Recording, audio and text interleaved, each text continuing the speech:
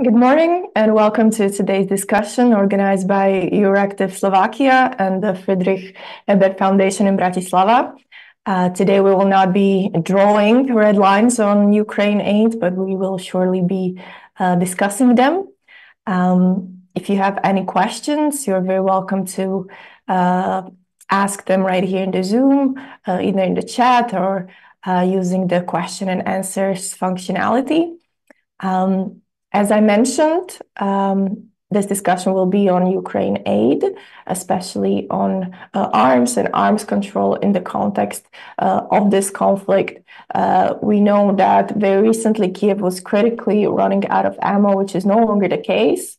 But among many of the different things that were influencing this debate, one of them was definitely the concept of arms control and the unwillingness of various states to provide, for example, lethal weapons. We know that Germany started only willing to send helmets, and that position has obviously transformed. My name is Barbara Zmuško. I'm an editor at Euractiv Slovakia, and it is my pleasure to welcome today's guests. From Germany, it is Mr. Heinrich Rudiger, the defense attaché of the Federal Republic of Germany, accredited in the Slovak Republic. Good morning. Good morning. From Czech Republic, we have Ms. Veronika Zweifelshofer-Čáslavová, the CEO of organization Security Outlines. Good morning. Good morning, everyone. And from Slovakia, we have Mr. Matúš Halas, senior researcher at the Institute of International Relations and member of the Center for European Politics. Good morning. Good morning. Thank you for the invitation. Yes. So let's start with the current situation that we have on the battlefield and on the international relations. Mr. Rudiger, I'm going to ask you first. How would you describe the situation when it comes to arms control and Ukraine aid? Yeah, good morning again to everybody. Yeah, thank you very much to give me the opportunity to first a statement from the perspective of Germany, and especially here as German defense attaché in Slovakia, so I could combine both views on the current situation. First, let me underline that we are talking about a two-pillar approach. On the one side, the situation that we have to protect the NATO area, that includes also Hungary, Slovakia, that means the eastern flank, and that we have to invest a lot of money, but also soldiers, personnel, in order to strengthen the solidarity, the cohesion of the alliance, in order to show Russia that NATO stands strong together in order to defend their own territory. This is the one pillar. The second pillar you are more focused today on is the situation in Ukraine. So this is from the German point of view, our strategic point of view, at the moment, the most important pillar, that we have to do everything in order to support Ukraine, in order to defend their territory and at the end to win the war. To make it very short, we have to defeat Russia. This is a clear message from the German point of view. I would like to underline again, we will defeat Russia. There's no way out our thinking at the moment from our German government. And this leads, now to be concrete regarding your question, this leads that Germany is providing everything we can provide. There's only one weapon system, I think you know, what we at the moment are not delivering. This is a so-called air defense system Taurus, but all the other systems are going directly to Ukraine in order to support the European armed forces. I will not go too much in detail. We can discuss it later, but in order, we are at the moment, we are the second largest supporter behind the United States, with about now 40 billion of euros, with a lot of military, but also with human aid, but also regarding recovery plans and so on, in order to do everything that Ukraine is able to defeat the Russian armed forces. The red lines. The red line at the moment, I think this is for most NATO states, and this is a very difficult topic we can discuss later, is should we bring the war to Russia or not? This is at the moment a red line. but you saw also that we had a discussion with other nations like France, with United States, in order to use the delivered weapon systems, what also Germany brought in, Leopard 1, Leopard 2, the main battle tanks, but also artillery, in order that our systems can now also reach Russian soil and defeat and harm the Russian armed forces. You heard this. There are different views at NATO, especially when we are looking to Hungary, which are not in support of that. What harms really also the German point of view. And if you followed yesterday's discussion at NATO level, you know that we overwhelmed Hungary and that we are fully not in line with the Hungarian position. Our main partners in all these cases are at the moment for Czech Republic, but all the other countries. And so we are very happy that all NATO nations yesterday did this decision, so that Hungary was not able anymore to block this process. But the red line is, again, at the moment, that we will not bring in forces to Ukraine, and that our German forces and NATO forces will not attack directly Russia. And to conclude my point of view, I think we will follow a discussion on a long term. On a long term, we can discuss also later perhaps the current situation at the front line and borderline. This discussion is going on, and we have one big player in this arena. This is Mr. Macron, who already brought it in.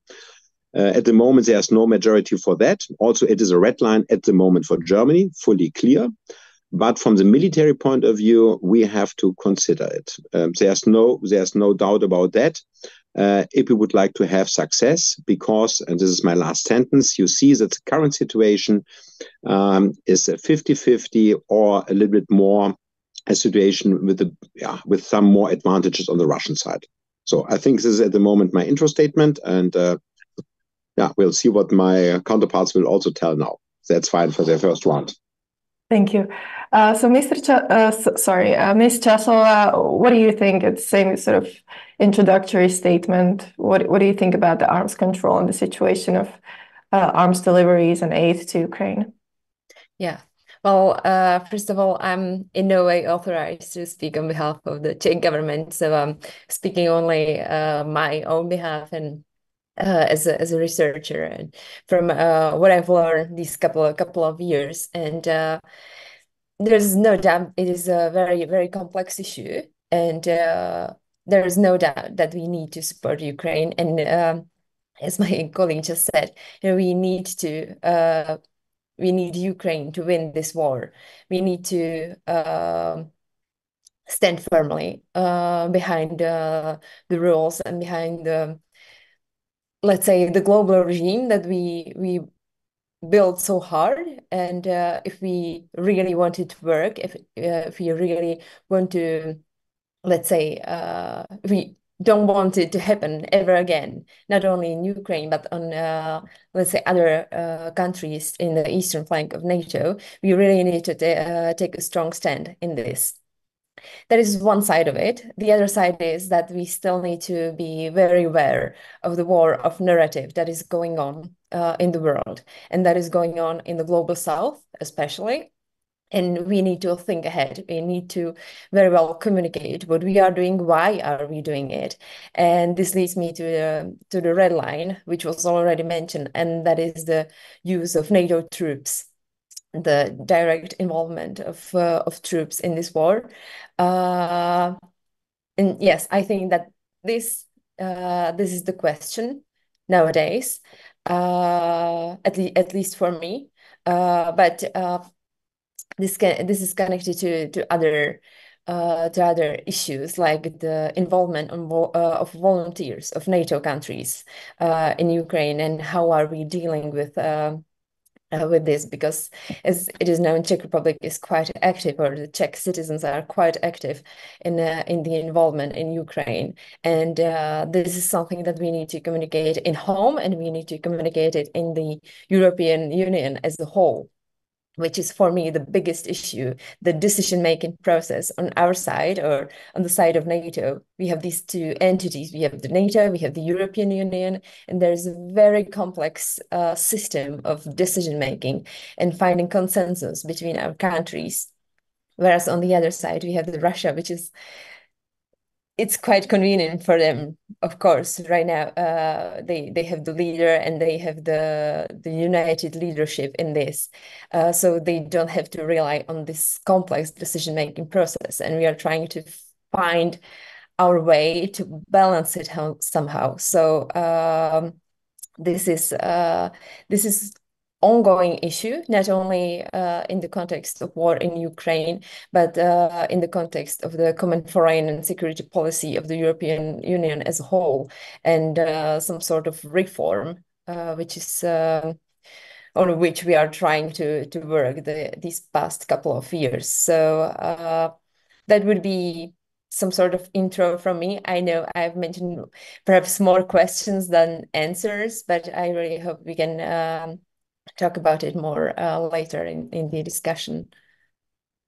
Yes, thank you. I'm writing down all the key points you're saying, and I'm eager to get to them. But before that, Mr. Halas, do you agree with the previous speakers, or do you see the situation differently? Thank you very much again for the invitation. I think there is no point with which I would not agree with the previous speakers. To touch upon the core issues or questions that were highlighted at the very beginning, I think that there is a role for red lines, and we need to perceive the use of red lines within a broader context. I mean, 3 years ago, a war like that in Europe would be unimaginable. This is really the biggest war in Europe since the Second World War, for 80 years or almost. So in that case, in this context, no country in Europe has any experience with something like that. And therefore, if you want to do some kind of a elementary escalation management, you really have to move very slowly on an uncharted territory. That's why there were multiple red lines, multiple reservations, multiple caveats that were over time crossed, of course, from the Western perspective, but they had specific role. And that role was associated with the fact that no one had an experience with a war like that. And if you wanted to manage the escalation and prevent the escalation in a direction of direct conflict between NATO and Russia, then you had to move slowly. And therefore, I had absolutely no bad feelings with respect to previous reservations and previous red lines that were crossed, at least with respect to supply of Western weapons, lethal weapons to Ukraine. I think that there is also some trends. Let me mention just maybe two. One is the so-called NATO troops in Ukraine. The other one is the reservation, an ongoing debate with respect to using Western weapons against the targets on the Russian territory. So let's first deal with NATO troops. It would be great, I think, even for the public debate, if we clarify the terminology, because there's nothing like a NATO troops. NATO doesn't have troops. Only member states have troops. And the main difference is here with respect to that, whether these troops of the member states are under NATO flag, whether they are on a NATO mission or working within a NATO operation, or they are working under the flag of the respective nation state or member state. With that respect, I think there will be no Western troops on a NATO mission in Ukraine, because any troops, any Western troops under whatever flag will be primary targets for Russian armed forces if they will be in Ukraine. And then when some Western troops or troops of a NATO country will be killed, then you have to react. If the mission will be under NATO flag, then NATO has to react. And you have two options. Either you do nothing, which is damaging for the credibility of NATO, or you react. And that will be that escalation that everyone is afraid.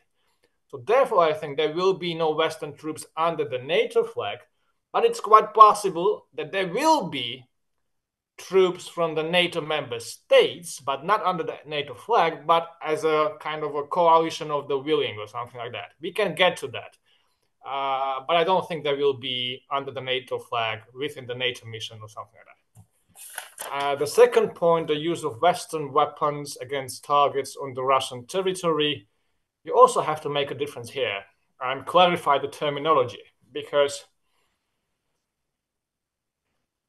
it's not about really bringing war to Russia, because it is already there. We all remember the UAVs flying towards Kremlin, the damaging of a dome on a Kremlin. I think it was 2022 or 2023. So the war is already there. The difference is whether Ukraine will use also the Western weapons, not only their own UAVs, for example. Now, and we have to make a difference between types of targets. I don't think there are any significant restrictions with respect of using Western weapons against Russian targets flying over Russian territory. And we witnessed in multiple cases when the Russian aircraft or helicopters were shot down over the Russian territory with Western weapons. We already witnessed that. I don't think there are much of a restriction or too many restrictions with respect to that. So we are talking basically about land targets. And again, here you have to make a difference between proximate target and distant targets, between borderline or border regions of Russia and distant regions. And I think, again, there will be no Bianco check. There will be no total lifting of restrictions with respect to using Western weapons against any land targets anywhere on Russian territory.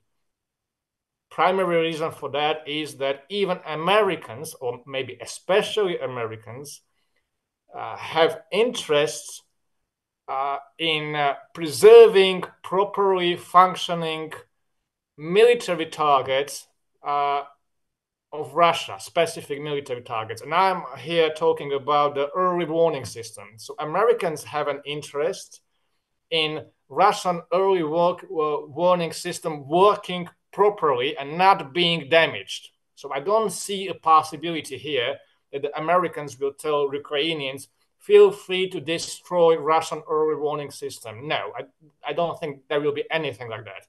So therefore, if there will be a lifting of restrictions with respect to attacking Russian targets, land targets, it will be gradual and it will not be unlimited. And we are already seeing something like that. That's my initial remarks. Thank you very much, and I'm looking forward for the discussion. Yes, so maybe as a sort of an outsider coming to these discussions, I think that there is a sort of a agreed upon principle about these red lines. But let me go back to the beginning of this conflict and ask the question, why red lines at all? Is how I understand it, NATO and the Western part of Europe and the USA have enough weapons in order to push back Russia back to their territory and to supply Ukrainians with enough weapons to get Russians out of even Donbass and Crimea. So you mentioned, Mr. Rudiger, I think this escalation management and moving very slowly. So my question here will be, why?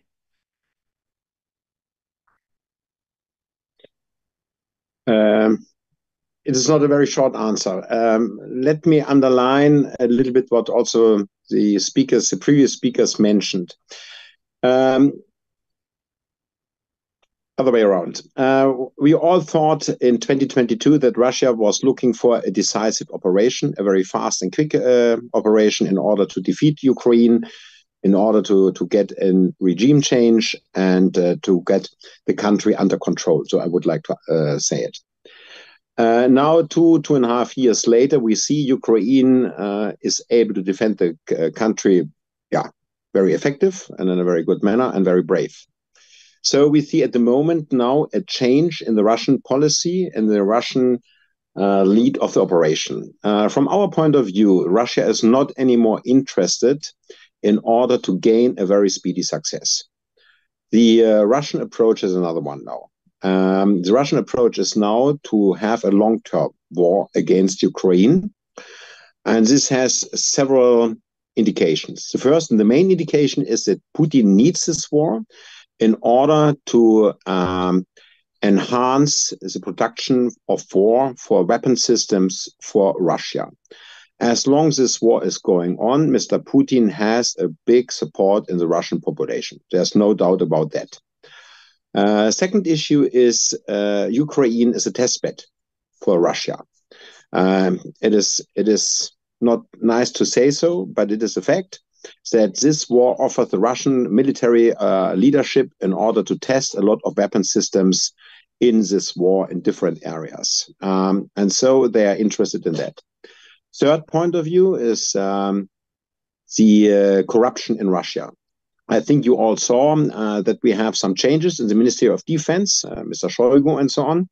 And we know that Mr. Putin did a lot now in the last months in order to get a new leadership in the Ministry of Defense in Russia. So to make it very short, we see a change, and the change is now a medium and long war for Russia against Ukraine in order to reach all the goals I mentioned. What we see also, this is also not a secret, so I can tell you, we see that Russia's war production is very effective and that a lot of systems and weapons are going in depots and not to the front line. In the front, we see UAVs, we see a lot of old fashioned war material like T-72, M1 and so. We see also Iranian, Chinese, North Koreans weapon systems used by the Russians. And now you have to think, what is the strategic approach? The strategic approach of Russia is now in order to produce a lot of weapon systems which can be used in order for a war against NATO. There are different options, north, south, mid, you can have a look at.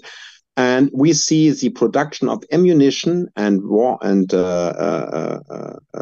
weapons like tanks and so on. So we think the capacity is ready in 2030 in order really to threaten NATO. And the last issue is what is also concerning us is now in this long war perspective of Russia, that the Ukraine that Ukraine is running out of personnel. This is a big problem. It's a smaller country than Russia, and a lot of Ukrainian soldiers are losing their lives or they are wounded in action. And this brings Russia at the bigger state in a very good situation. Trained soldiers, more soldiers. And our problem is what will happen when Ukraine will be defeated by Russia. Then a lot of weapon systems are going to Russia. They have the territory and they have a very successful war. And this brings us in a really defensive position as NATO. And now, what is the conclusion of all of that? And this was a little bit mentioned before. So we have really to look at when we would like to avoid such a development. We have to react. We have to react immediately. That means this year or not later than next year in order to get a new approach to this war. And I have no clue at the moment because the red lines are at the moment clear. But it could be what the previous speaker said. There could be the possibility of a coalition of willing or whatever. But when we will not be in a bad position on the long run strategically, then it's clear that that there must be an impact on Russians' war production, on Russians' lines of communication, on Russian supply chains, and so on, in order to avoid this. And for me, it is crystal clear. And also, I think when you have a look to the German approach, that we have to consider such a way of dealing with Russia. I think there's no way out. We have to look at this. And this discussion, I'm sure, will start. It started, like I said already yesterday, at European Union. And I'm sure this discussion will start when there will be the new Secretary General in lead, Mr. Rutte from the Netherlands. And then I'm sure you will see in the second half of this year an ongoing discussion how we become more active as NATO in order to defeat Russia. I think this is a more sense. Thanks for that.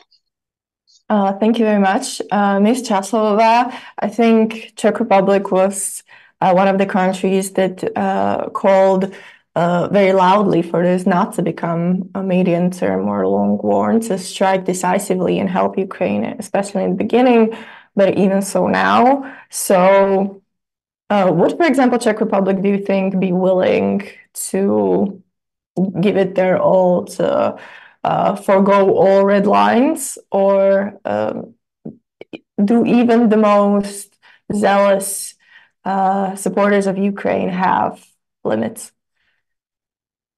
Yeah, thank you very much for the question. And perhaps first I would react on something Mr.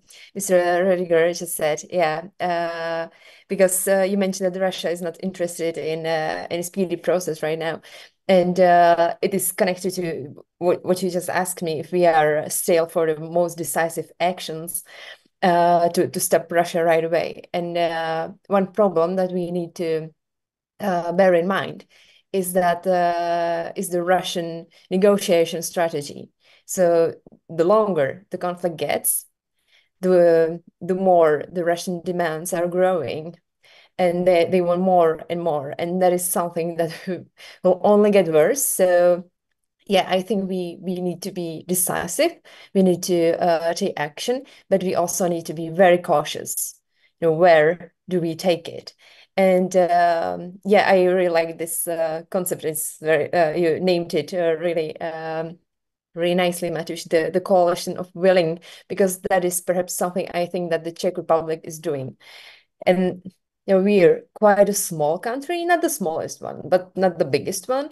And we are trying to do what is in our strength, and I think that we are quite good in facilitating, perhaps, or negotiating, being perhaps someone as a mediator between the Ukrainian side, which is very close to us, and the other Western countries. And when I mentioned the complex decision-making process in the European Union, or even in NATO, but let's stay at the European Union right now.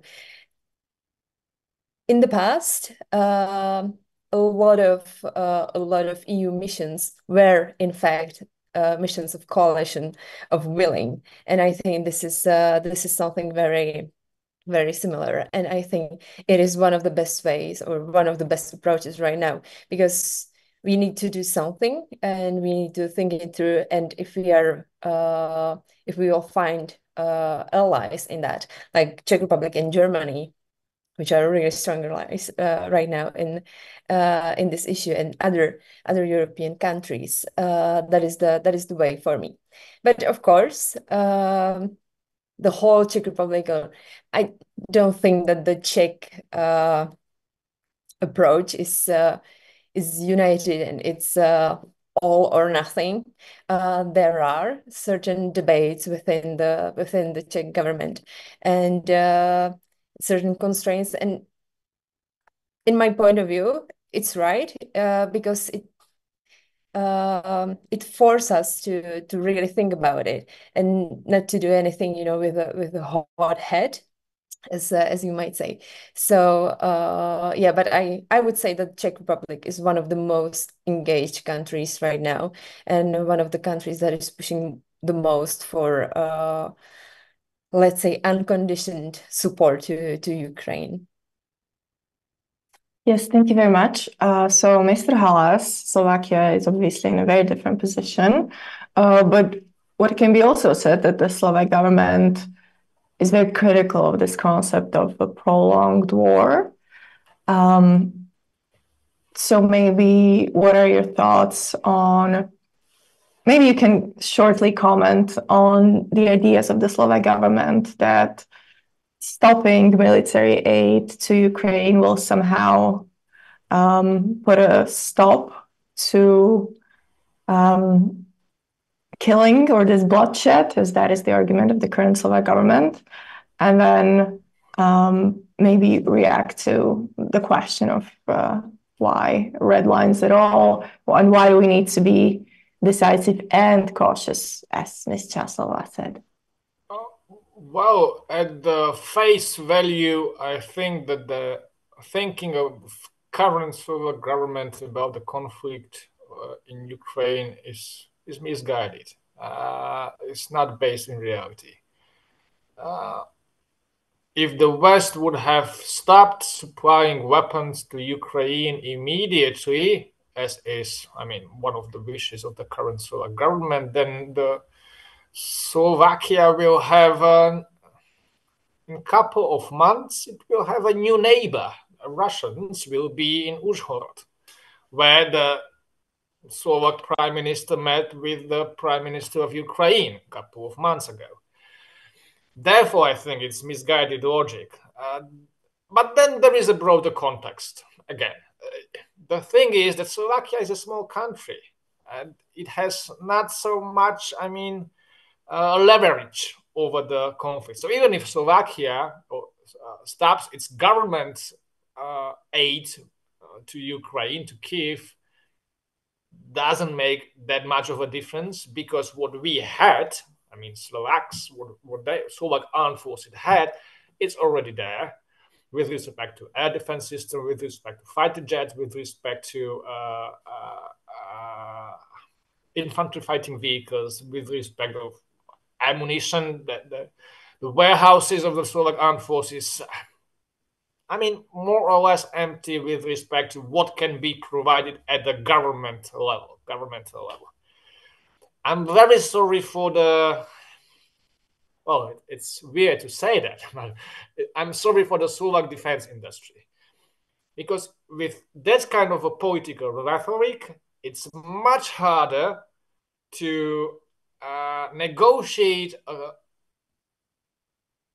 contracts for the Slovak armed industry with the foreign governments. I mean, even the Czech ammunition, that is brand new ammunition that is produced by the Czech factories, Czechoslovak Group, for example, it is paid by the Western countries. But if you have a government in a country with a rhetoric like a Slovak current government, then, I mean, the Western countries might be quite hesitant to sign a contract with the Slovak defense industry to provide help on a private level. I think, therefore, I'm sorry for the Slovak defense industry, because the government can stop official help to Ukraine, but it declared at the same time, the Slovak government declared that it will not touch the private contracts of the defense industry. That's fine, but you will not get new contracts with such a position of official Slovak foreign policy. And the broader context is related to what my colleagues said, that it relates, unfortunately, to the dynamics of the conflict itself and the concept of victory. Well, the first year of the conflict, 2022, was extremely dynamic. You had Russian forces in front of Kyiv. You had Russian forces in front of Kharkiv. You had Russian forces on the other bank of the Dnipro in Kherson. You had a pushback by the Ukrainian forces in Kharkiv Oblast. You have liberation of Kherson and the right bank of Dnipro. And since then, since the end of the 2022, the past 18 months, a year and a half, the line of conflict is pretty much stable. It's not moving anywhere. It repeats the same dynamics of the Korean War, when the first year was very dynamic. You had Incheon, you have pushed to the Yalu River, and then the next 2 or 3 years were extremely static. That's the same. That's happening here in Ukraine, in Europe, in 21st century again. So Ukraine had the best chance to liberate more territories the previous year during the summer offensive. It failed. Russians had the best chance, however it sounds, they had the best chance to occupy more territories during the first half of this year when the Ukraine was running out of ammo. It failed. Luckily, it failed. So I don't think that this year or the next year there will be pretty much of a changes of the on the battlefield with respect to huge parts of the territory being liberated or occupied. It turned into a static war, a war of attrition. That was very good description by German colleague a couple of minutes ago. Now, to get back to the concept of victory, from the Ukrainian position, the victory means liberation of territories, and the current dynamics suggest that there will be no Ukrainian victory like that. It seems like that because the best chance was the previous year. From the Russian perspective, victory means regime change in Kyiv. There will be nothing like that. There will be no regime change. So there will be no Russian victory either. If I over-exaggerate or oversimplify that, the only victory that is possible here is a NATO victory in a sense that this war will not be repeated. That will be a victory for NATO. Because if you take the example of the Arab-Israeli conflicts, the conventional conflicts were repeated over and over and over again during the second half of the 20th century. And I'm a little bit afraid that we are facing the same future here in Europe, so that if this conflict ends, it will be repeated in a couple of years again. And if there is any possibility of victory, it might be only victory of NATO if these conflicts between Ukraine and Russia will not be repeated. And we have to work on that, how to manage, how to achieve something like that. Thank you. We already have a few questions, but before we get to them, I still want to push back a little bit against the dominant position here. Mr. Rudiger mentioned that there's still one weapon system, I think Taurus, that Germany is not providing, and you mentioned that this is looking to be a very prolonged conflict, the war of attrition, but I still feel like it doesn't have to be, that it is a decision of the West to only supply weapons so that so the Ukrainians can defend themselves to an extent, but not to be able to fight back decisively. And I want to speak of maybe a little bit of the elephant in the room, but is NATO and West afraid of Putin's nuclear arsenal, or the fact that if Europe or NATO went too far, what would Putin do? And is that a relevant fear, and should we maybe speak about it more openly? This is a very difficult question. Let me first underline, we are talking about a superpower with Russia. We are in war with Russia, and it's a nuclear power state. So this is crystal clear. And we know that Russia has a capability and the capacity to use nuclear weapons. And we always see that Mr. Putin is using these weapons in the sense of movement in Russia to the western borders and so on. He knows that he does have this capability, and that NATO is looking how is using, or how he is now showing us what the systems can do. So this is one issue. Second issue is we have one main global player in the boat we haven't not mentioned up to now. It's China.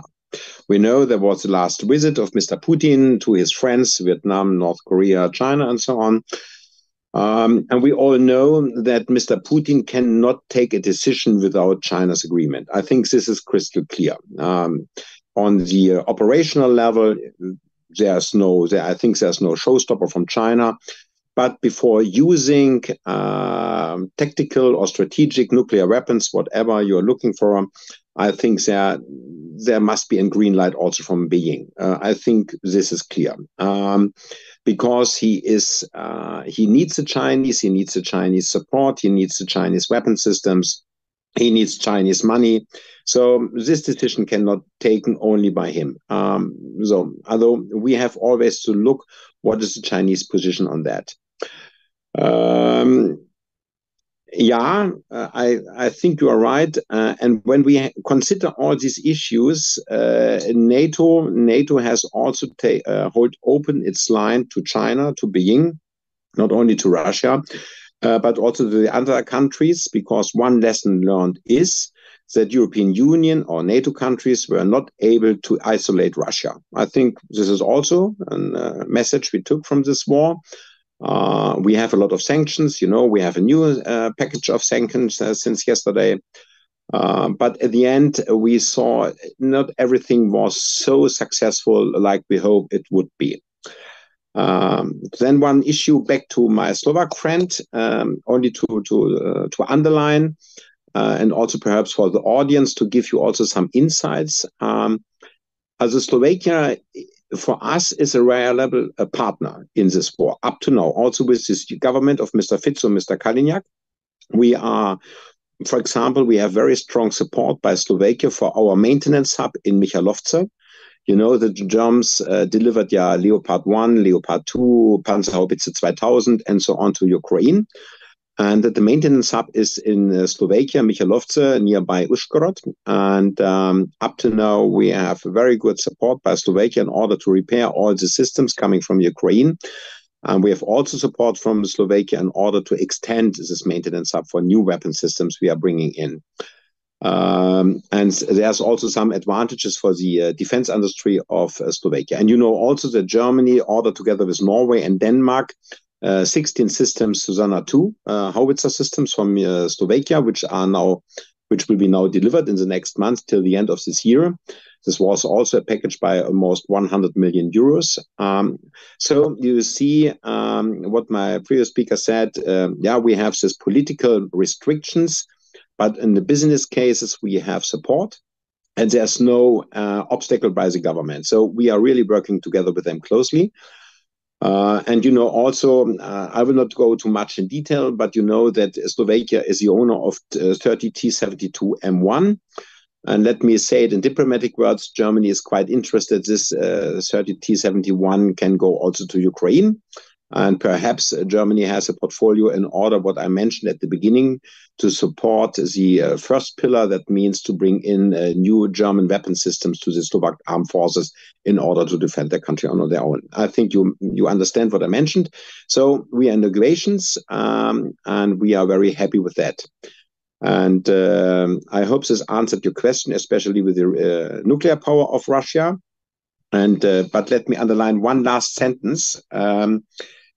Red lines. It is always difficult from the military point of view, I underline, from the military point of view, if you're working with benchmarks and red lines. It is always better that your enemy has no clue what you will take. What is your next step? What is your next decision? And I will not make a worst case scenario, but during the Cold War, NATO always underlined, we will never inform you if we use nuclear weapons at the first one. This is deter and defense, and this is deterrence in order. And so it is always a little bit tricky and self-limitation. When you have clear red lines, you are negotiating to your enemy. Keep it in mind. But this is only a military point of view. But it is still discussed in Germany. Thank you. I think that was a very good point. So, Ms. Čáslova, are we right to be so afraid of the Third World War? Well, I really don't like this big statements. We need to think about every option possible. We need to be realistic, but we mustn't be scared, and because when you're scared, you're acting irrational, and that's one thing that we do not want to. I think it's only sufficient that we have one side of the conflict which seems irrational from time to time, and I think that we need to really keep our focus here. We really need to communicate our red lines, what we said we will do or won't do, under which circumstances, and we need to stick to that. But what I wanted to add to your question, why even establishing red lines, and you mentioned that the West, of course, has a lot of different kind of weapons and perhaps a bigger they have a lot of them. Why are we sending all that we have to Ukraine? And the one thing that we need to keep in mind is the national state and the security of the national state, because as Matusz mentioned, the NATO is an organization which is, it's created and by a lot of national states and a lot of national armies, and you need to be able to work on your own security, and you need to keep your own, let's say, and now I will use a grand term, but the national secret, or let's say the business secret of your own weapons. And there are many ways how you can study weapon systems of your enemy, and one of them is open conflict. And if you use everything you have, you're letting the enemy know what do you have, how many of the weapons you have, what they are capable of, and you do not want that. You do not want to let the enemy know all of your secrets or all of the work that you've been working on for the past couple of years, on what the engineers have been working on. So that is something you need to keep in mind. And you need to keep in mind to whom you're providing these weapons, what are the rules, and what will happen afterwards. And if they can somehow be moved away from the country you originally sent them to, that there's a lot of questions, and that is why I think the West is so cautious. What type of weapons is sending to Ukraine? It's not that we do not want to support it; we are just cautious in this point of view as well. Thank you. That's a very interesting point. Obviously, we're arriving at the NATO borders, that there's a very big difference that Ukraine is being attacked as a non-NATO member state, and it obviously, I think, would be very different if it was part of NATO. The counter argument that I think the Ukrainians are making is that they're willing to fight Russia for us, and they obviously would be happier if we treated them as a sort of a quasi member of NATO, if they could defeat Russia. And then their argument is that the NATO will not have to be that worried about their national security because the threat will be over. So, Mr. Halas, what about that argument? I think it's partially valid argument. The interest of Ukraine and the interests of NATO member states and NATO as such overlap to a certain extent, to a great extent, I would say.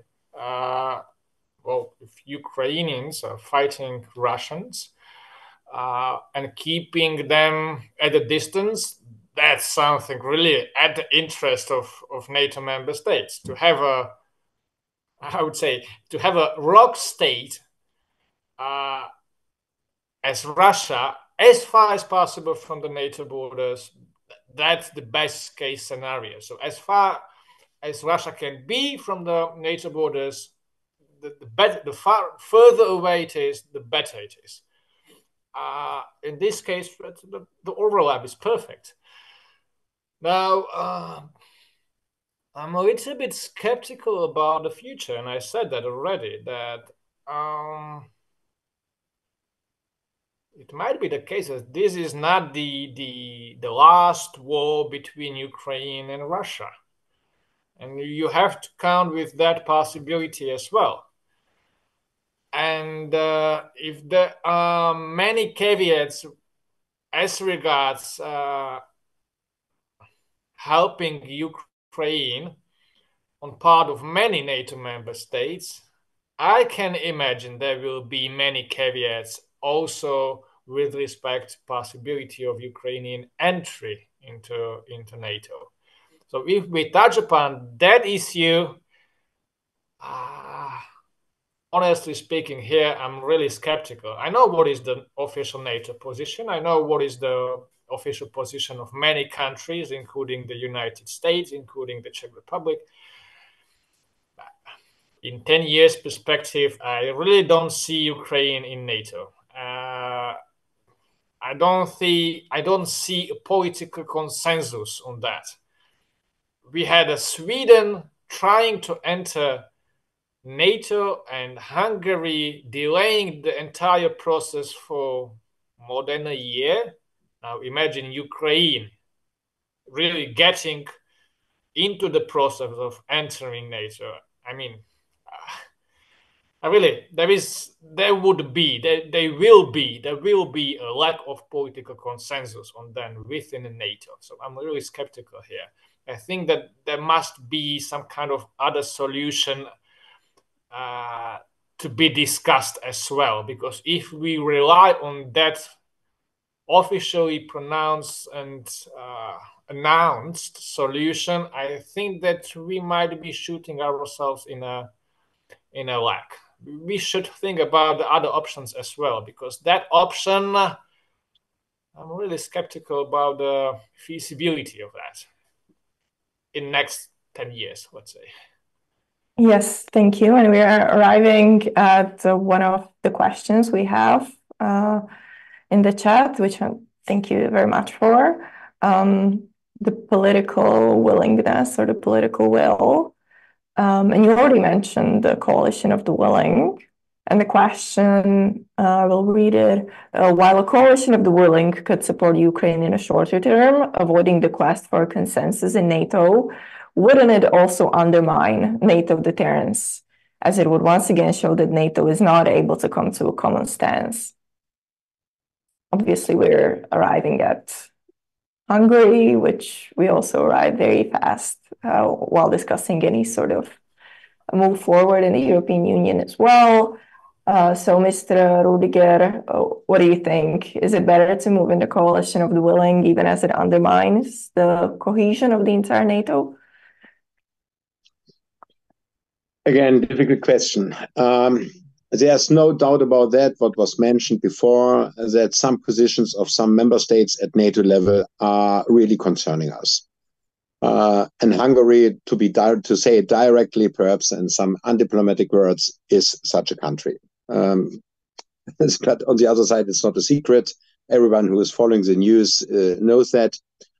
And it is really a problem regarding the cohesion of the alliance when one member state is doing cherry picking all the time. We have also a non-NATO partner in European Union. It's Austria. It's also doing its own policy, ongoing supply with Russian gas and Russian oil. Because based on the fact that it's also not a secret, you can imagine this, and it's also not supporting. I can tell you, when we are looking for support of Ukraine and doing it with Slovakia, and we know that the current or the final end state is Ukraine, for example, everything is blocked by Hungary and by Austria. And you know, the German Austrians, they normally have a good relation. Yeah, and this is frustrating us. There's no doubt about that. When we are coming now back to your question, because this is very practically, Then the question is quite right to say perhaps it could be better to work in the cohesion of the willingness. But on the other side, is this really an advantage? At the end, we solved Sweden. My previous speaker, you're quite right. This was also a very bad story that we had been delayed this process for more than a year when we are talking about Sweden. But on the other side, we have to do everything in order to have to hold this coalition on the cohesion of the alliance together. I think this is a clear signal. We have to send out clear political signals to Russia. And if we are working with a coalition of willingness, I think then Russia, Mr. Putin, will get or will achieve his first goal.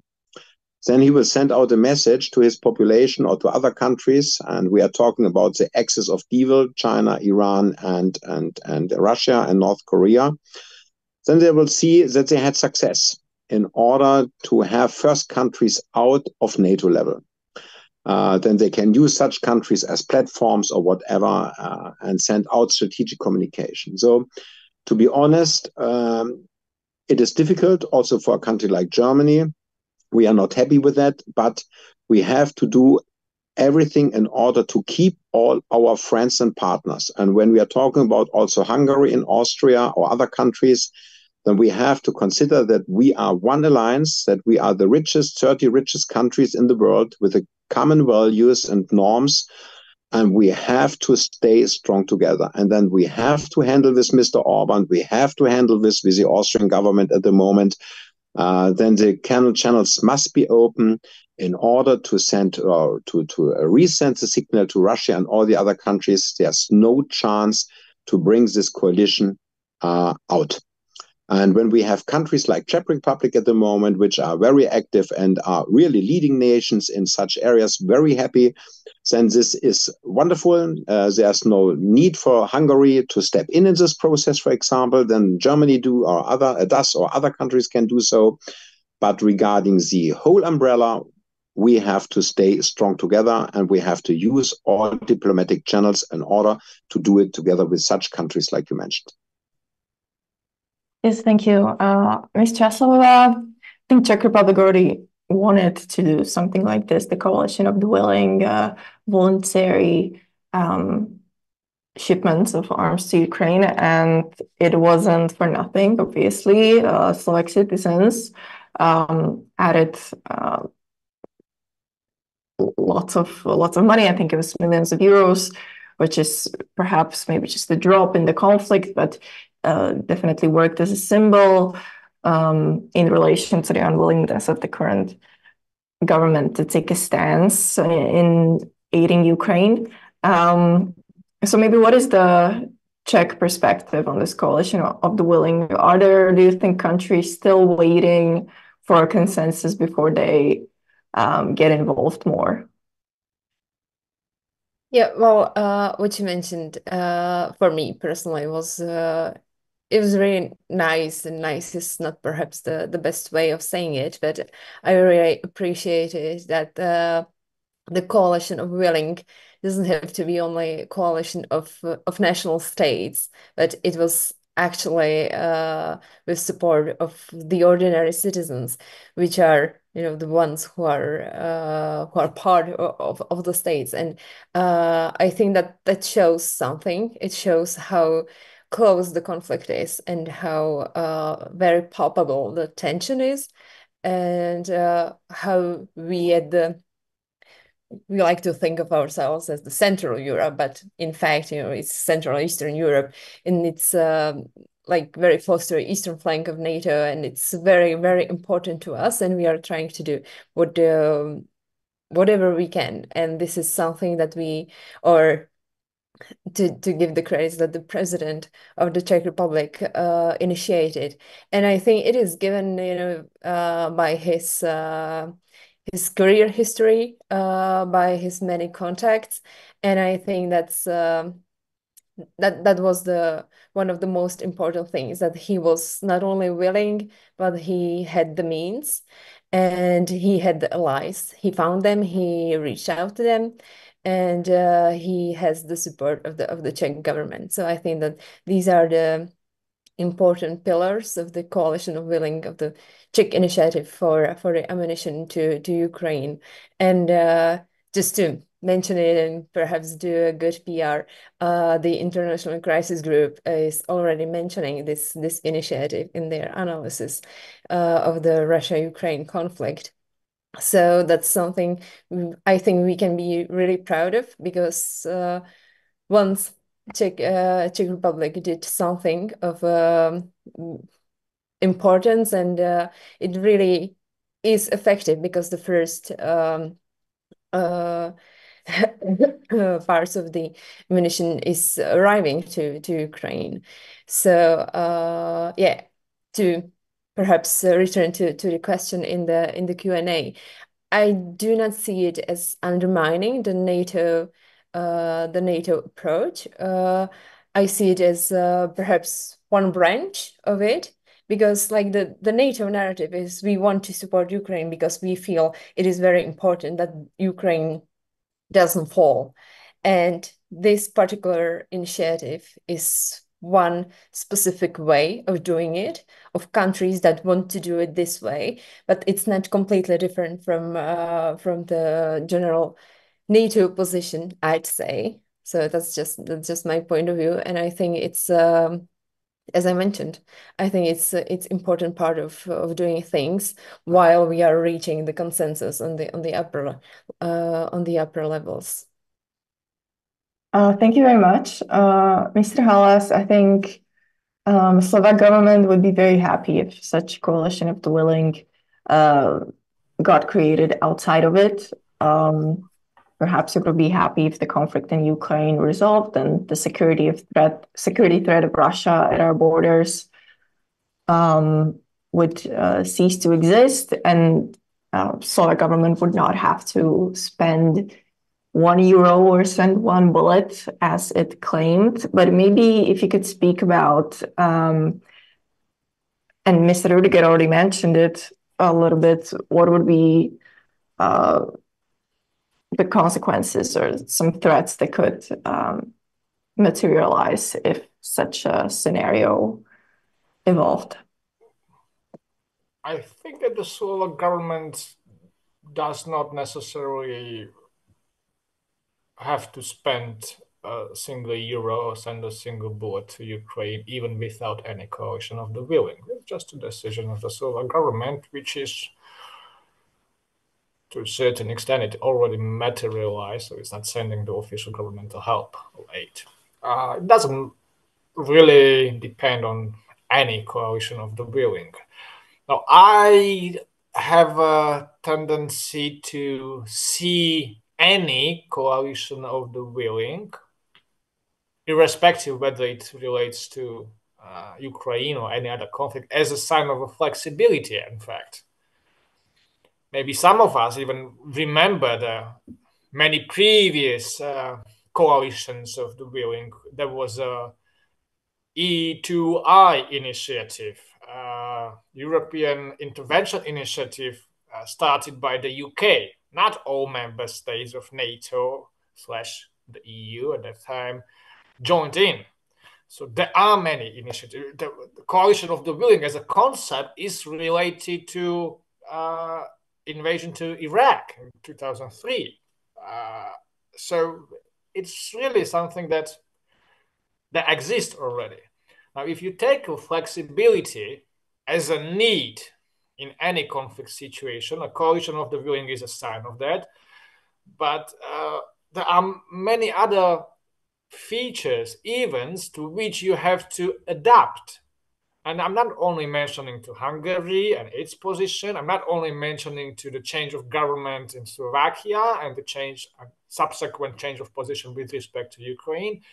I'm also speaking about things like the upcoming French elections. And we don't really know who will be the next prime minister. I'm speaking about the upcoming elections in the US in November, and we don't know who is going to be the next president of the US. So therefore, all these things might have, or all these events might have an outcome to which all member states and NATO as such would have to adapt to. And therefore, if we show a capacity to adapt, a capacity to change our decisions, if we show flexibility, it's quite an advantage, I would say. I wouldn't say that any creation of a coalition of the willing would undermine NATO or Article 5. I don't think so. You might have a negative events to which you have to adapt, and you might have positive events to which you might adapt and show flexibility as well.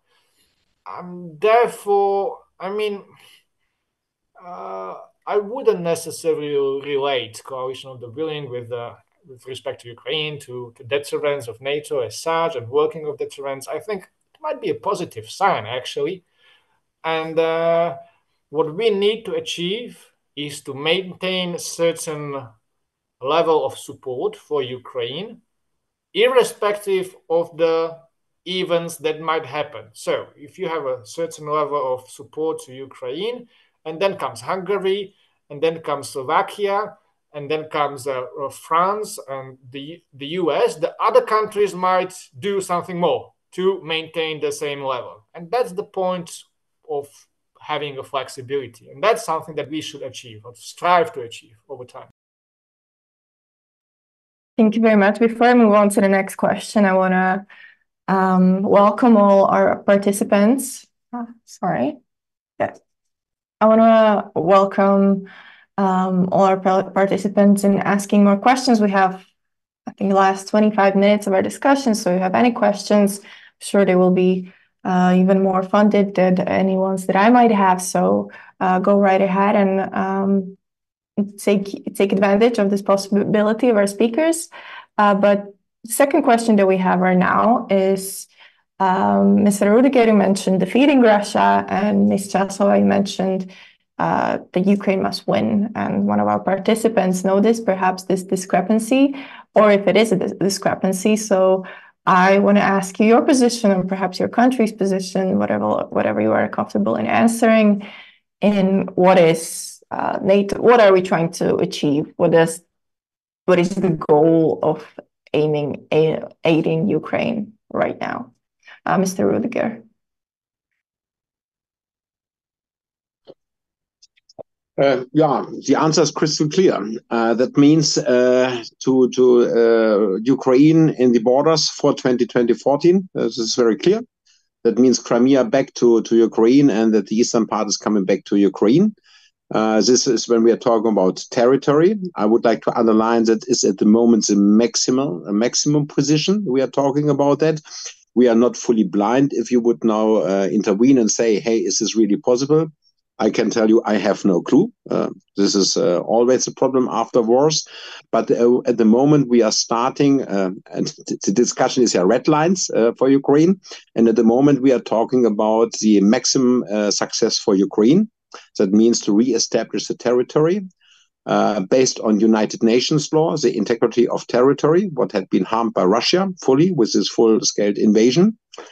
And the second issue, the second goal is that Ukraine can govern its country under democratic rules, human rights, without any pressure by another neighbor states. If we're talking about Belarus or Russia, that the Ukraine government, however this government will be in future, can do it on their own in order to reconstruct.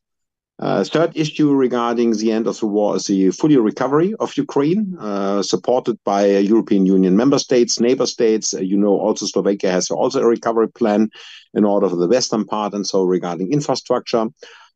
This is also crystal clear in order, and I think here what Matusz said is to set the preconditions, and I'm fully in line with you, Matusz, the preconditions for a later step in of Ukraine, self-determined in European Union and NATO. I see at the moment also no chance for NATO for Ukraine to join NATO and European Union on a short notice and a short term. No, same for us. But with the recovery plan and everything what I mentioned, we can set the preconditions in a later step that this country can decide on its own, like said, without pressure from the eastern part, to join international organizations like NATO and European Union. I think these are, at the moment, our approach for Ukraine. Thank you. Ms. Čáslalová, you spoke of Ukraine's victory. So does that mean the same thing for you? Yes, I would say for me personally, absolutely. The question is if it's possible.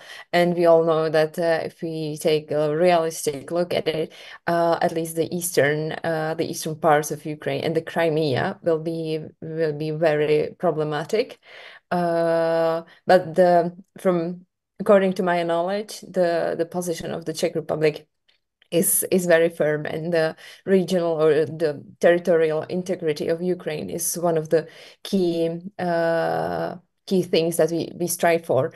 And the position is clear. The position is that the Ukraine must win, and the Ukraine must remain united. What I think the question aimed for, or at least I think, is that is something I mentioned in the beginning, and that is the war of narrative, which is another level of this war, because we need to bear in mind what is Russia doing in within the BRICS, which is gaining on strength right now. It was enlarged during the last year. And Russia is, through this war, besides others, is trying to undermine the current global regime, which is something that we need to pay attention to. And why I was mentioning that we need to think about our steps and how we communicate them to the global south. How are we and the Ukraine, because Ukraine is quite active in it right now too, how we communicate this to the southern nations. President Zelensky is preparing his journey through African nations, and I think it's not something that is of immediate importance, but we still need to pay the attention to this, and we need to communicate our actions, whatever they will be, to other countries in the world. Thank you. Yes. So Mr. Halas, maybe your view? Somehow already suggested that, and first thing first, I'm really happy that I'm not an official representative here, so that I can, I don't have to make to make a clear political messaging here, because symbols and political messages are extremely important, as the German colleague said. So we have to remain united as much as possible at the NATO level in order to send a clear message, to give a clear signal to the opponent. That's extremely important. I'm very happy that I'm not at this position to have to do something like that. I touched upon the victory already from the Ukrainian perspective. Victory means, as defined a couple of minutes ago, re-establishment of the sovereignty within the 2014 borders, liberation of all the territories. I don't think this is possible. From the Russian perspective, victory means same maximalistic ends. That means regime change in Kiev. I don't think this is possible either. There is a nice feature in language used also in international relations, drawing back to the Cold War, when you shift the attention from victory to success. Because under certain conditions, victory is impossible, as we learned during the Cold War. Victory in a nuclear exchange, in a nuclear war between the Soviet Union and the United States, was impossible. There was no victory in nuclear war. It will be just an annihilation of the entire humankind. So therefore, the attention shifted to success. So what is the success under the Cold War condition? And under the Cold War condition, success was that it was kept cold and not hot, let's say. So we have to do something like that also with respect to ongoing conflict between Russia and Ukraine. We shall define or try to define what is success here, not victory maybe, because we know what is victory, but it's impossible. So what to do with success? What would be a success for Ukraine? What would be a success for NATO as well? And there is for good or for bad. Well, if you think about victory, it's victory of one side. You cannot have both sides to win the war. Only one side might win the war. The situation seems that this kind of outcome is impossible, but with success, it's quite different. It's not so black and white. So I think we shall direct our thinking about the ongoing war towards this part of this terminology. And again, I have to stress, I'm very happy that I'm not an official and that I do not have to represent the official position. Yeah. Thank you. So we have last 15 minutes. So I would like to give each of you time for maybe closing statements. But if I could suggest some topics that you could still answer, definitely this, maybe we can move on to more realistic scenarios, because to an extent we know what victory ideally to the borders of 2014 would be.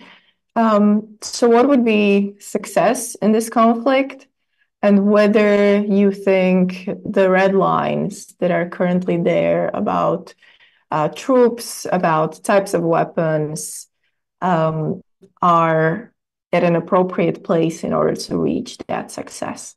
Mr. Rudiger. Yeah, I want to wrap up. As Germany is still going on, fully support of Ukraine. And I think if you have a look at the moment to the German society and the current situation, based also on the outcomes of the European Parliament elections, I think that the main German parties, like the Christian Democrats, the Social Democrats, and so are still going on in order also in future to do everything to support Ukraine. One main issue in our country is, this is perhaps like quite interesting for you and perhaps not like in all member states of NATO, that we are talking to make the society of Germany, we call it in German language, kriegstüchtig. I would like to translate it into to make the society clear for war. That means we bring in schools discussion and tell them, hey guys, war in Europe is an option, and Germany must be prepared and we must be ready in order to avoid a war. And the support of Ukraine, you're quite right. This is regarding the integrity of the territory. It is regarding the human rights, regarding United Nations. But I think Matusz mentioned it earlier in one of the earlier round. Yeah, it is also in our interest to have a country between us and Russia. As far they away, it's good for us. This is crystal clear. But Ukraine is also, from our point of view as Germans, a clear signal to other countries. I think it was mentioned by you at the beginning of our discussion when we have a look to the South Chinese Sea. Germany is very involved at the moment supporting the United States. We are the smaller brother, no doubt about that. United States is a little bit bigger, it's a superpower.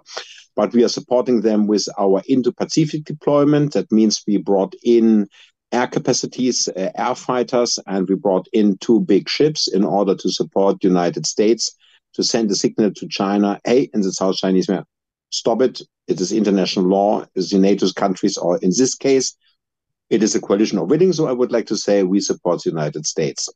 And we know that it is very appreciated by the United States.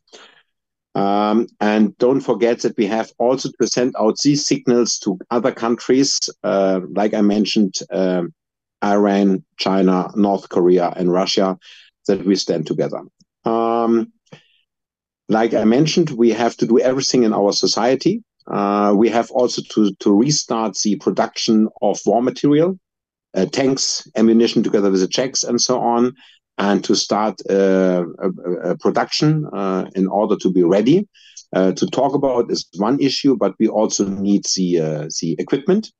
And what we really need is a personnel. And I can tell you in this round, when we are talking about the current strengths of the German armed forces are 180,000. And our goal is to come in the next 10 years, starting now, to 450,000. That means more than doubling the German armed forces in order to come back to the strengths we already had in the Cold War. And also to be prepared to protect our country. It's lessons learned from Ukraine. Infrastructure, critical infrastructure, but also to be ready when we have a movement from the west to the east. I think this is crystal clear. To Poland, to your country, in order to support Slovakia. Then Germany is, so to say, a logistical, in the middle of the center as a logistical pot. We have to do so.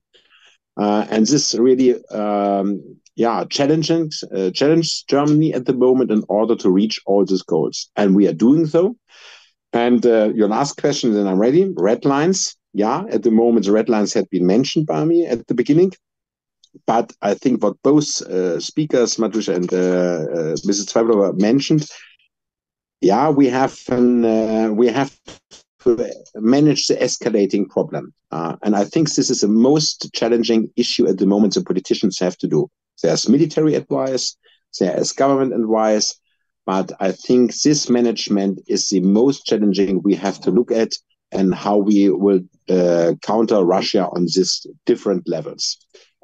I think, but this is a political discussion ongoing, and it had been mentioned, we see there will be a lot of elections now, and this is very, very difficult for me to do their forecast. Thank you.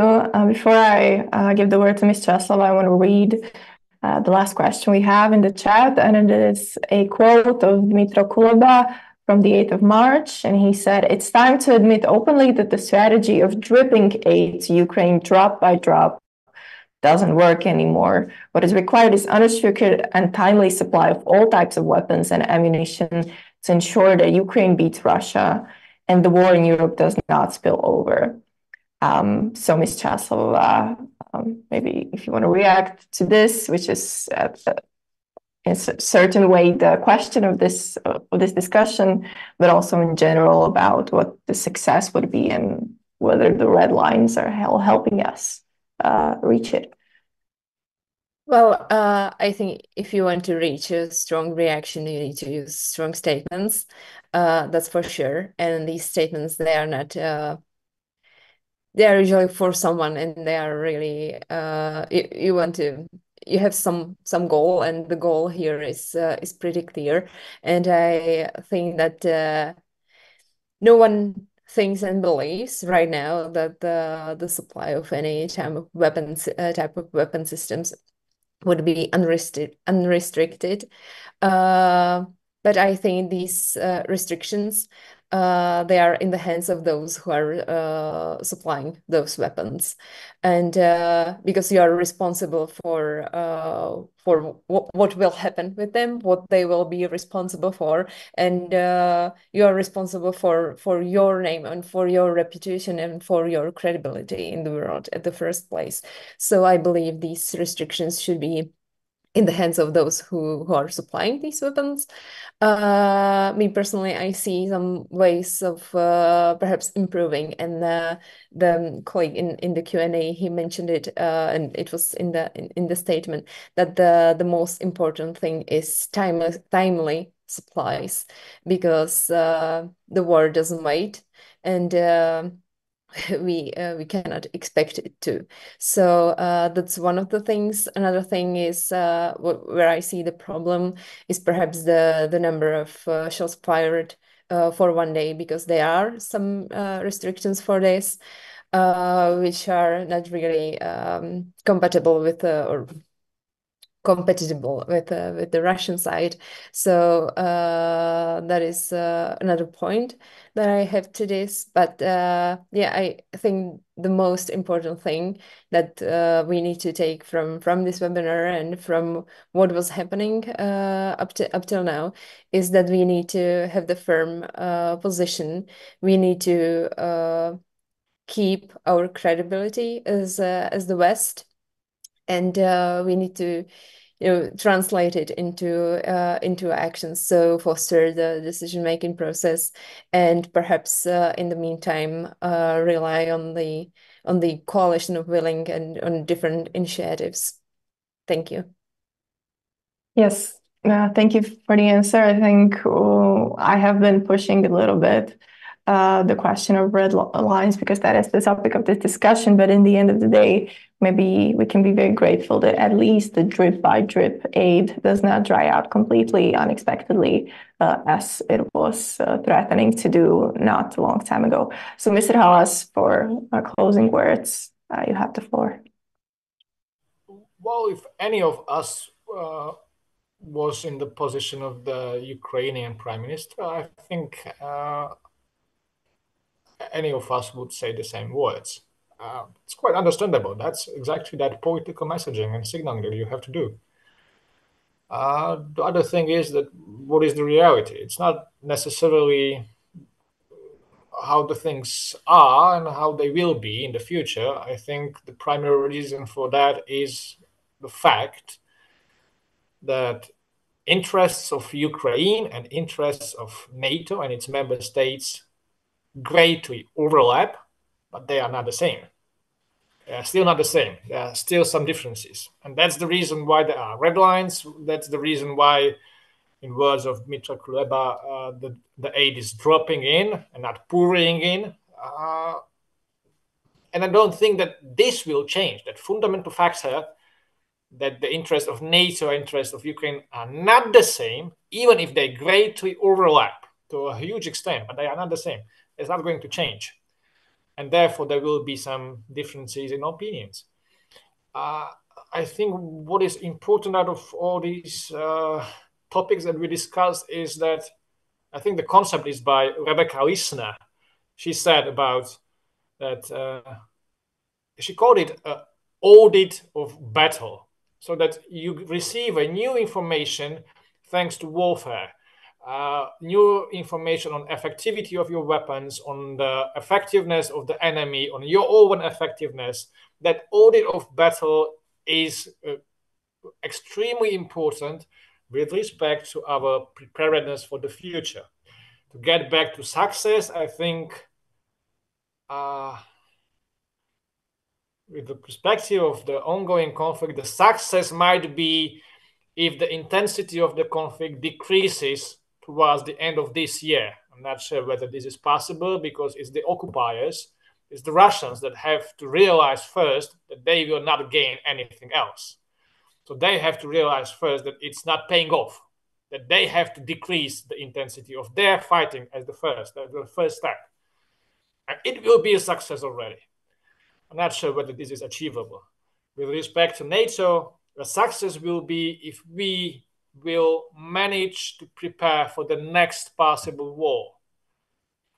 And the numbers offered by the German colleague is quite telling what we have to achieve. And that's just one country, that's just Germany. We have to achieve similar things across NATO.